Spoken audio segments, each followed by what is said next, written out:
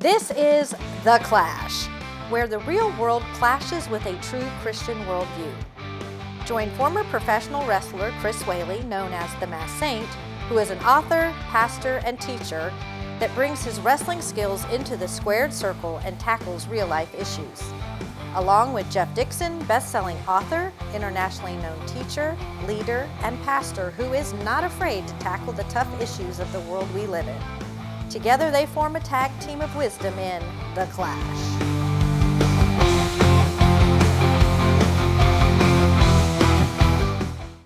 Hi, welcome to The Clash, where we take a Christian worldview and allow it to collide and clash with the culture around us. And when we're done, hopefully we will encourage you, educate you, and give you some things that will help you in your journey of faith. I'm Jeff Dixon, and I am joined here by the one, the only, looking good in a brand new year, Chris Whaley. Hey, man. Did you have a good Christmas? I did. How about you? Oh, awesome. Awesome. Anytime you get to spend it with the kids and the grandkids, it's all good. Happy to see them come? Happy to see them go? Yeah, they say the prettiest lights at Christmas are the tail lights of your children's cars. They take your grandchildren home. And you know, your kids aren't going to watch this show, so you're okay, right? Yeah, we're fine. You're fine. Okay, that's perfect. Fine. Okay, oh, that's good. Well, and hopefully all of you had a good Christmas, because we are now coming up, and it is going to be the beginning of a brand new year. But same old tree. Same old tree, yeah. We're going to go ahead and write out this year's Christmas decorations, and we'll move back to the ring eventually. You know, it's being remodeled well, still, right? we got to tell them they're redoing the office complex where we are, and so we have to be in the sanctuary to do the show. But I love Christmas trees. And then we threw a tree in here. Yeah, it's not still holidays. I mean, how long do you leave your Christmas decorations up? It depends on how I feel. Okay. If I'm feeling good, hey, they go down quick. Okay. If I'm feeling not so good, they might stay up a couple weeks. Okay. So you're invited to stalk the Whaley's neighborhood and see what kind of year Chris is starting with. That way you'll know how long the lights are up or when they come down early, right? Yeah. Okay. What are we doing today, man? Today we're going to talk about a new year. And this is episode's called Same Calendar, New Courage. The idea is that in a new year, you don't have to be a new version of yourself, just a braver version of yourself. Courage. Because a lot of people kind of roll into the new year a little bit afraid. Did you ever hear that Barry Manilow song? That really dates you, doesn't it? Barry Manilow, called Another New Year's Eve. I don't think I have. It is a, it's funny. I heard him when he released it. And this is years ago now, he said, I don't know anybody who really looks forward to New Year's Eve. He said there's so much pressure on that date. And so the song starts like, don't look so sad. It's not so bad, it's just another night. That's all it is. Yeah. And basically it's that we're going to get through this new year and you'll see you'll be just fine. So, I mean, it's kind of that message of hope, but don't put too much pressure on yourself for the beginning of a new year. There you go. I think a lot of people do that for some reason. Yeah, well, and maybe they hit it a little bit fearful. Yeah, I'm ready to get into it. Well, how come for some people do you think, why does January 1st feel like a pop quiz that no one had time to study for? I don't know. I think, they're disappointed about the things that they didn't accomplish in the year, things they should have done in the year and they didn't do, and then not looking forward to not doing the ones that they plan to do in the next year. Okay, so just us talking here. No one else is watching right now. Are you a resolution guy? Do you make resolutions? I do. I might make a couple. Okay, give examples, or is there something that comes to mind? Like this year, I'm planning to be more organized. Okay. Yeah. Do you actually have a plan for that right now? I do. My wife is. I'm an old school. I love the calendar, the paper calendars. Okay. And my wife's like, you're crazy. You got your phone. You can put your calendar on your phone and all. But I need to be organized so that in the morning, one of the first things I do is look at the calendar on my phone to make sure you know what to do. I'm doing. Whereas you got the paper calendar. It's right there. Just flip up, see what we got. Oh, okay. I'm trying to be more organized and more disciplined. And okay. How about you? Well, I'm not a big resolution guy. You know, I'm more of a goal-oriented guy, but sometimes resolutions are goals. Yeah. But Yeah. you know, my goals, my goal is a little bit loftier for the year. You know, I don't set resolutions. Basically, I pick a word for the year, Yeah. and that kind of becomes my rallying point. Yeah. And so I've been through a year where my word was unoffendable. Unoffendable. Yeah. And I will. I mean, I think as I get to the end of the year, getting ready to do a brand new year, I don't think I've been offended very much. I mean, I really strategize as to how am I going to process life and not be offended. Yeah. Now, it sounds arrogant, but I mean, you know, we choose to be offended, right? Right. So this year, I got a brand new word I'm kind of playing with and getting ready to unleash. You don't have it yet? I do. What is it? Tenacious. Tenacious? Tenacious. Really? Yes. I'm thinking about slender. Slender? Yeah. Gonna be half the man you are right now? Yeah. I've put some weight on this year, and I really need to take it off. But it's a lot more fun putting it on than it is taking it. It is. Well, you see, take a year, put it all on. Yeah. Take the next year, put it all off. You know, just kind of go back and forth. Yeah, I got to do that. Well, I've also made it really is a resolution, a commitment. I am not going to eat asparagus this year. Hey, you know what? I'll take a fist bump on that. Yeah, because I mean, I've just, Yeah. you know, I was going to eliminate all green stuff. Yeah. But man, I just start with asparagus. Yeah. You know, because again, asparagus has never blessed my life. You know that? Never blessed my life. No, I think I'm doing the carnivore this year. Are you? Yeah. All meat? Yeah. That's it? No vegetables? No. What about pepperoni? Pizza? Every now and then. Okay. Every now and then. Let's go with meat. All right. Yeah. Well, as we kind of think about this, why do people? I mean, we deal with people all the time. We're in the people business. Mm-hmm. So why do people struggle so much or put so much pressure on themselves with this idea of I've got to have a resolution. I have to have a resolution on a brand new year.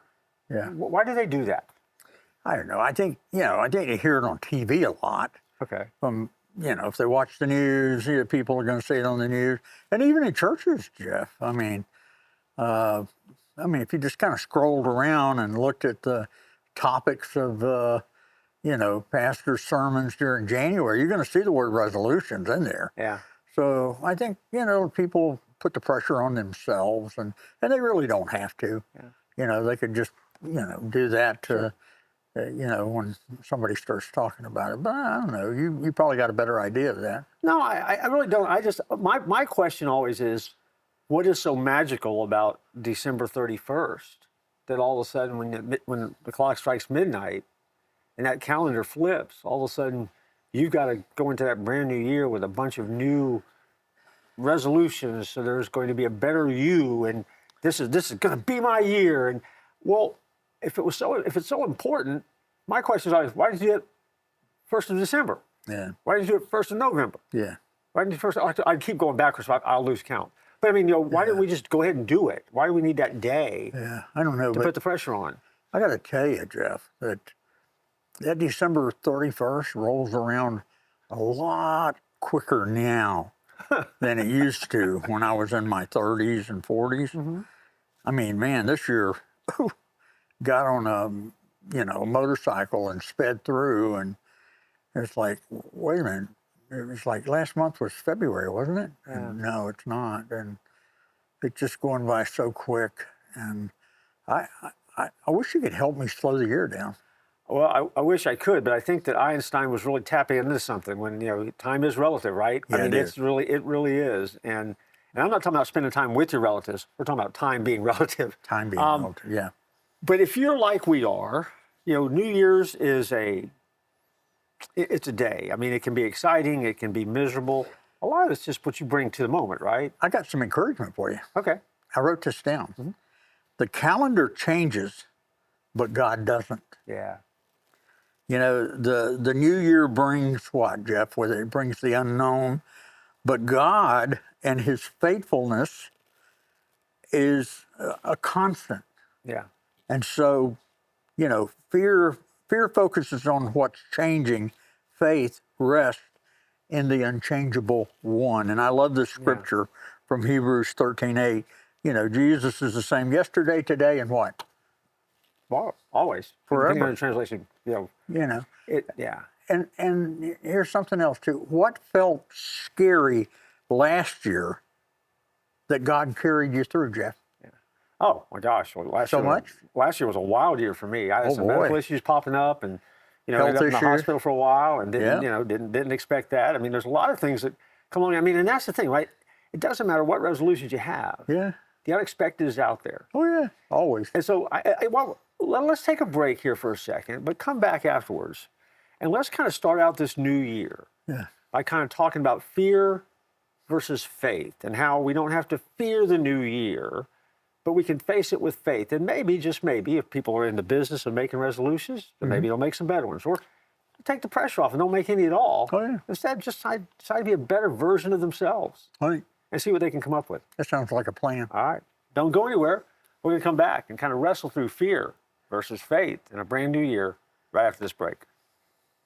Hi, I'm Jeff Dixon, one of the hosts of The Clash, and that's where you're used to seeing me. But I'm also the pastor of the church at 434 in Winter Springs here in Central Florida. And we got something really cool that's happening. God is moving among us as a people. We are a church on the move, and we are a home for folks that are trying to touch and change the world.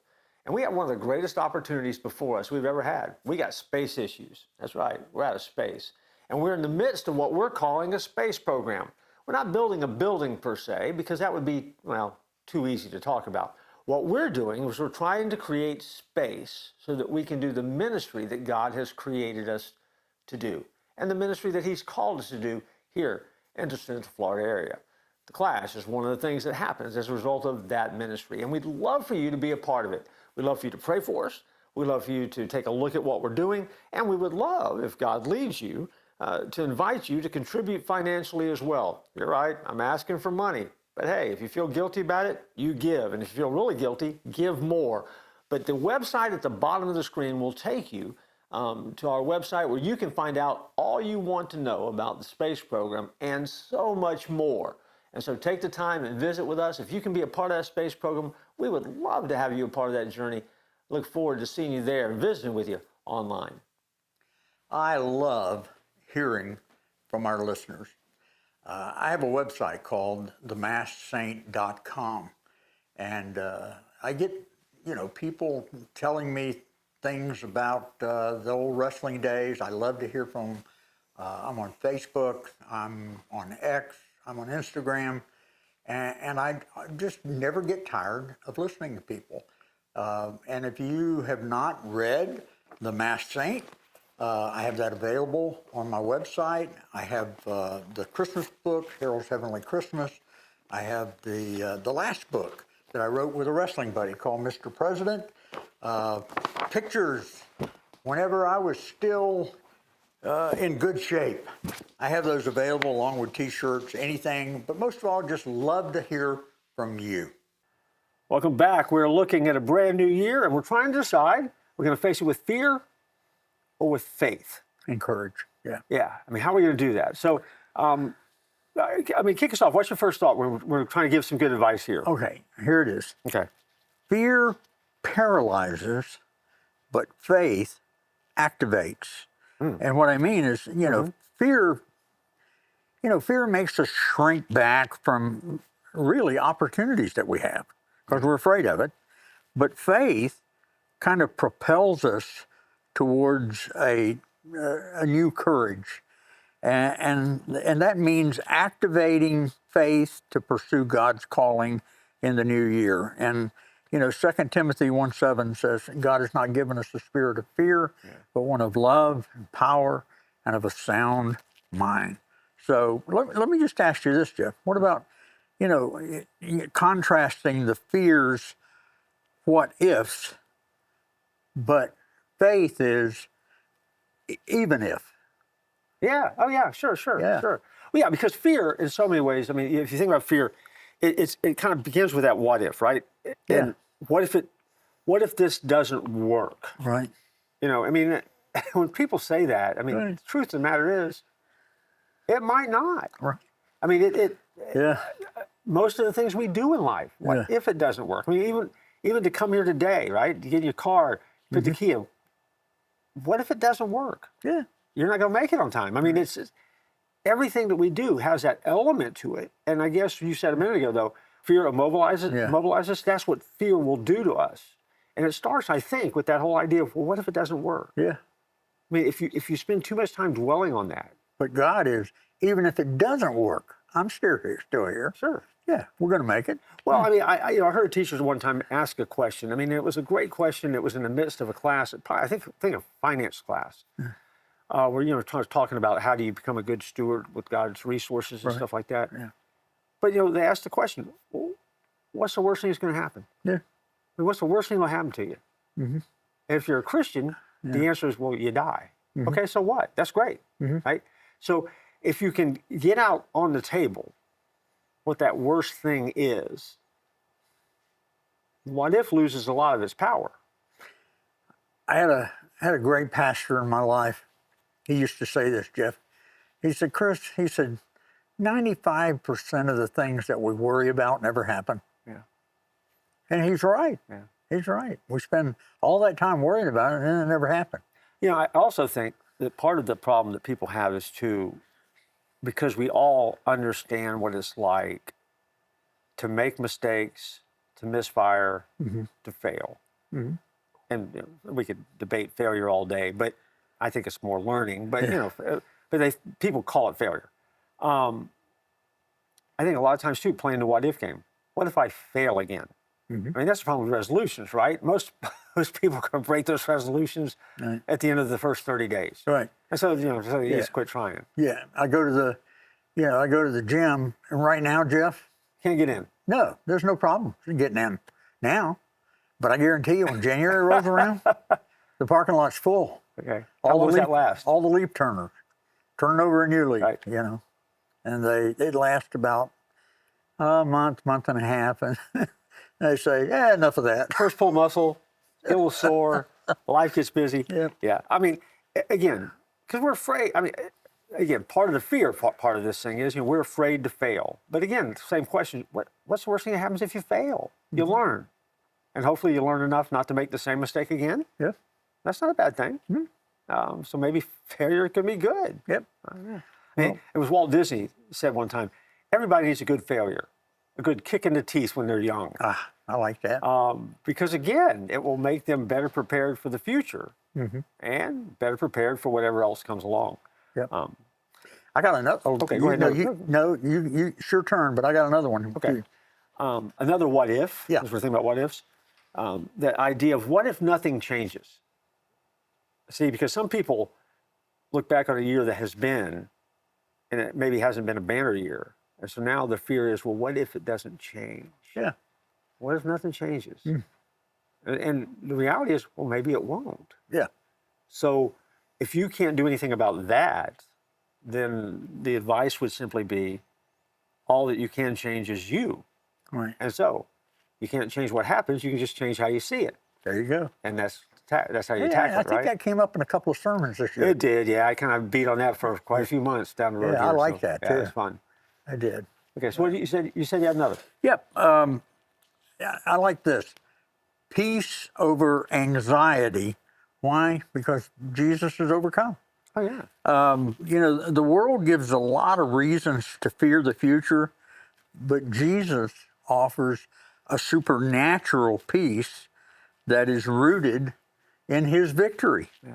You know, and I love the scripture. He said in John 16:33, I have told you these things so that in me you may have peace. In this world you'll have trouble, but take heart. I've overcome the world. Yeah. So we know who wins. Right. And so if you're going to face fear, or you're going to face the new year with faith, right? Right. Jesus is basically making us a promise here. I will go with you. Yeah. You are not going to be alone. And get ready, it's coming. I'll not depart from you. But I'll be here. Yeah. I mean, and that's great news, because we're going to take a break here in just a second. But anywhere that we go, no matter what happens over the course of this new year, Right. we want to encourage you that wherever you go, there's not going to be any place you go this year that Jesus isn't already there Right. when you arrive, and he'll be there when you leave, because you're never going to be alone. Right. That's powerful. That is. That's very powerful. That changes how you face every day. You face it with faith or fear. Let's take another break. We'll come back and kind of wrap this conversation up in the next segment. Okay. But Don't go anywhere. We'll be back and we'll keep wrestling through fear versus faith. There you go. Jeff, did you ever in your wildest imagination think that one day we would have this great TV show called The Clash, and you could actually buy T-shirts and stuff that had The Clash on it? Did you ever think that possible? Yeah, when I was 3 years old, I had a vision. You did? That was going to happen one day. No, I'm just kidding. I never thought about that. So. Hey, it's just awesome, man. I mean, of course, the tagline, "Don't tap out." Yeah. On the hat. Look at that. Yeah. And then on the back of the hat, it's got The Clash. And I don't know, what you got? Well, I've been sitting around thinking about, how could you think about The Clash 24 hours a day and at the same time hydrate?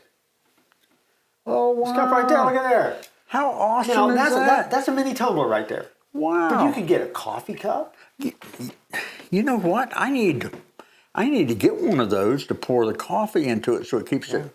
You also could get a mug though. If you're a mug guy, you can get a mug. Yeah. You get a big taller tumbler that you can walk around. And so when you're walking around drinking stuff with our logo on it, people say, "What is The Clash?" And they can tell you all about the TV show. So you need to look at that little QR code down at the bottom of your screen, and you just get your camera, your phone out, you put it on camera, and you look at that, and a little thing will come up, and you touch that, takes you right to the store. It's so easy, even I can do it. There you go. Hi, we're talking about fear versus faith in a brand new year, and we're talking about how do we face it. And I think, Chris, we've been talking about it. One of the things that I was thinking about during the break is that fear isn't the enemy. Because we all deal with fear from time to time. But letting fear drive your life, that is the enemy. Yeah. And that's what we're always battling with. Because faith isn't confidence in the outcomes. Faith is confidence in God, who gets us to the outcomes. There you go. And so for you and I, as pastors, we share that with people all the time. We deal with people who are dealing with fear. But remembering those things, getting your brain kind of shifted and changing gears a little bit, that goes a long way toward helping you trust into a brand new year, right? I think you're spot on that. And, Jeff, how many people do we deal with really on a regular basis that, fear is just consuming their lives? And, it's very possible people that's listening right now, you're dealing with that same thing. And, we have got to go from fear to trust. That is, we've got to take and we've got to put it in God's hands. So when we're afraid, we actively transfer that trust from our circumstances and give it to God. Yeah. And then the shift kind of, I think it just builds courage over time, because we say, hey, that went well. God was faithful. Well, and I go back to, you quoted a passage a minute ago where Jesus, makes a promise, in this world you will have trouble. Right. That means not if. It's coming. Yeah. It will be tough. Mm-hmm. But he says, take heart. I've overcome the world. Right. We don't face it alone. And so you've got to remember that he doesn't promise us an easy year. This 2026 is not promised to any of us being an easy year. As a matter of fact, it's probably going to be loaded with surprises, unexpected moments, and who knows what will happen. Yeah. But he does promise that he will be with us. Right. So he promises his presence, and his presence is a promise. Mm-hmm. And so whatever it is we're going to face, we're not left by ourselves to have to figure it out for ourselves. Right. He'll be there. And I love that Psalm 56:3. When I'm afraid, what do? When I'm afraid, I put my trust in. Trust in him. And put my trust in you. Do you journal anything about these fears? Sure. Do you? Yeah. I mean, again, I'm a big journaler. We've talked about that in the past. I mean, I'll write down on my prayer list those things I'm afraid of, and what I really try to do is I try to, best I can, and sometimes this is easier and takes more time than maybe you want it to, but if you're really afraid of something and it's consuming you, you're already giving it time. So use it productively, right? Yeah. But I really try to break down what exactly is it that I am afraid of? And you start breaking apart fear into small segments. Is it a fear that, I won't get a paycheck, fear that I'm going to miss a meal, fear that I'm going to get sick, people that I love get sick, people won't like me, people might, say something bad. I mean, what exactly is it?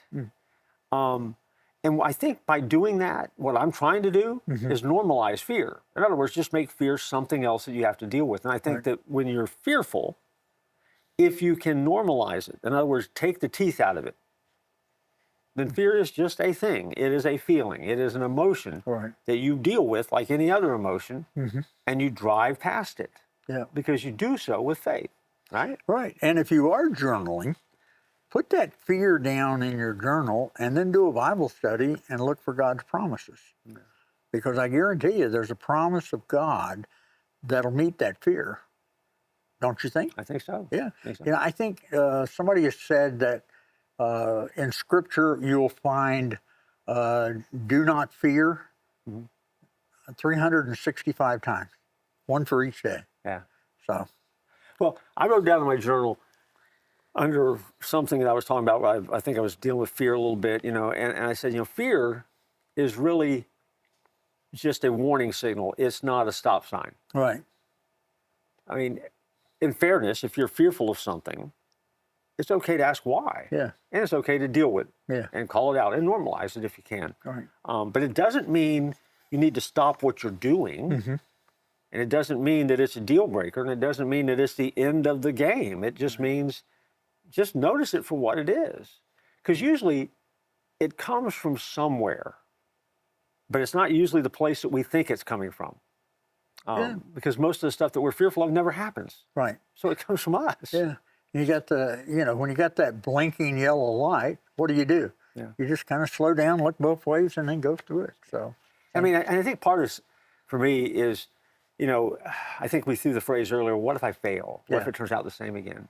Could we get bogged down in the what if, and that scares us? If we could reshift a little bit our what ifs from what if we fail or what if it goes bad to what if God shows up? Even if. What another idea. What if God comes through like he promises? I mean, what if God does what God says he's going to do? Do you want to miss that? I know I don't. No. So for us, as we move into a brand new year, one of the things I hope our audience understands that, well, I wish we could give them guarantees. We can't. Yeah. But the guarantee we can give is what we know from Scripture, that we're not going to be alone. And tomorrow is going to be a great day because God is a great God, and he is going to be with us. Yep. I got a good one to go out on. Okay. New plans, not new fears. Oh, yeah. Yeah. God has absolutely good plans ahead, wouldn't you say? I think so. So fear, what does it do? Fear steals our hope, but faith embraces his purposes for the new year. Yeah. And I was good. I got another scripture. Okay. For I know the plans I have for you, declares the Lord, plans to prosper you and not to harm you, plans to give you hope and a future. Yeah. And you know what? That's probably the best advice we could give to anybody as we get ready to wrap this one up. Yeah.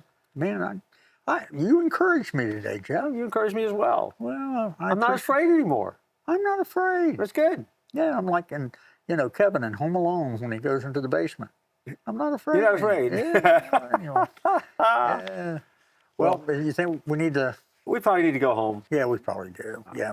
Well, I hope you have a great week and don't tap out.